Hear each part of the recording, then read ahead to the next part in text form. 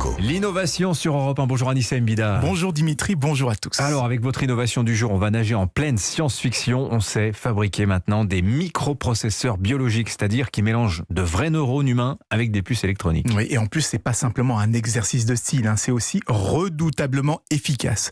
On a comparé les performances de ce Franken processeur avec celles d'un microprocesseur classique, et il a appris en moins de 5 minutes à jouer à Pong, vous savez, le fameux jeu vidéo, alors qu'il aura fallu près de 2 heures à une intelligence artificielle. Et en fait, les chercheurs se sont rendus compte que les neurones et les puces informatiques fonctionnent à peu près de la même façon, et ils s'échangent des informations avec de l'électricité. Donc c'est finalement assez facile de les associer au sein d'un même ordinateur. Ils se sont aussi rendus compte que tous les neurones ne se valent pas.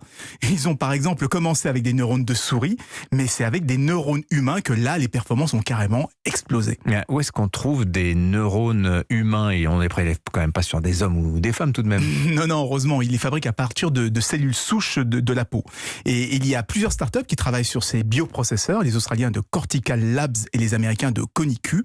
Et avec cette nouvelle approche, ils imaginent construire des supercalculateurs de la taille d'un téléphone portable ou des capteurs avec une sensibilité carrément inédite. Chez Conicu, par exemple, le premier produit sera un nez capable de détecter un cancer à travers la peau.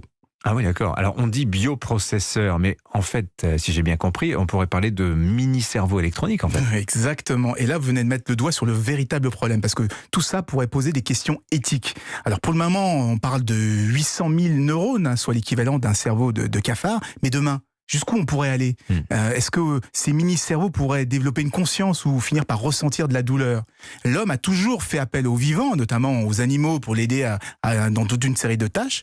Mais est-ce qu'utiliser un cheval pour tirer une charrette, pour vous, c'est la même chose qu'un ordinateur avec la conscience d'un cheval? Allez, je vous donne 4 heures. Oh là, je sais pas si ça va suffire. Merci beaucoup, Anissa.